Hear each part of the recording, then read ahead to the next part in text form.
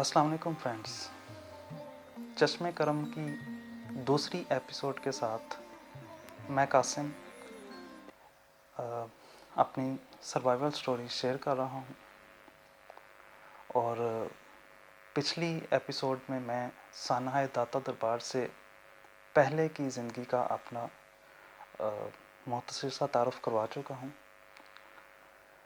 और इस वीडियो में मैं उस रात होने वाले गैर मामूली हालात वाक़यात का ज़िक्र आप सबसे करूँगा। ये 1 जुलाई 2010 बरोज़ जमेरात की रात थी कि जब मैं अपने मामूल के मुताबिक दाता दरबार पहुँचा। उस दरवाज़े पर जो सोने का दरवाज़ा कहलाता है, ये दरवाज़ा पहले तो खुला होता था, लेकिन इस रात ये दरवाज़ा गैर मामूली तौर पर बंद था। मालूम ये हुआ कि अगला दरवाज़ा जो कि गालबन 7 नंबर दरवाज़ा है, वो दरवाज़ा खुला हुआ है और ये दरवाज़ा इससे पहले बंद होता था। मैं इस दरवाज़े से दाखिल हुआ तो सिक्योरिटी एहलकार वॉक थ्रू गेट पर मौजूद नहीं थे। ये एक मेरे लिए हैरानकुन बात थी।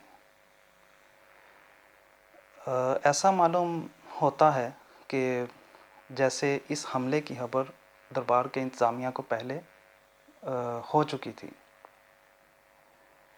अगर इसकी खबर पहले हो चुकी थी तो इस दरबार को पूरी तरह से बंद क्यों नहीं किया गया, और अगर इसको पूरी तरह से बंद नहीं किया गया तो इसकी सिक्योरिटी कहाँ पर थी। खैर, किस्सा मुख्तसर, मैं अपने मुकर्ररा मकाम तक पहुँच गया और उस वक्त इज्तिमाई दुआ हो रही थी। मैं भी इस दुआ में शामिल हो गया और इस दुआ के इख्तिताम के बाद मैं अभी अपनी दुआ मांग ही रहा था कि इतने में एक ज़ोरदार धमाके की आवाज़ सुनाई दी गई। ये इतना ज़ोरदार था कि ज़मीन लरज़ गई और ये धमाका बेसमेंट में हुआ था। इस धमाके की आवाज़ सुनते ही तमाम ज़ायरीन अपनी अपनी जगहों से खड़े हो गए और हर तरफ खौफ व खराश फैल गया। और स्पीकर पर फिर ये ऐलान किया जाता है कि जनरेटर फटा है और तमाम ज़ायरीन अपनी अपनी जगहों पर इत्मीनान से तशरीफ़ रखें। ये एक गैर तस्दीक शुदा ऐलान था। मैं भी ये ऐलान सुनकर अपनी दुआ में मसरूफ़ हो गया और मेरी नज़र सामने गुंबद पर थी और कभी मज़ार पर जाती नज़र। अभी और ये वो आखिरी मनाज़िर थे जो मेरी आँखों ने देखे और मेरी ज़ुबान पर ये अल्फाज थे कि ऐ अल्लाह, तेरा शुक्र है कि ये कोई ख़तरनाक और जानलेवा धमाका नहीं है। अभी मेरी ज़ुबान से ये अल्फाज अदा हो ही रहे थे कि इतने में मेरे बहुत करीब एक और धमाका हो गया। और ये वो लम्हात थे कि जब मेरी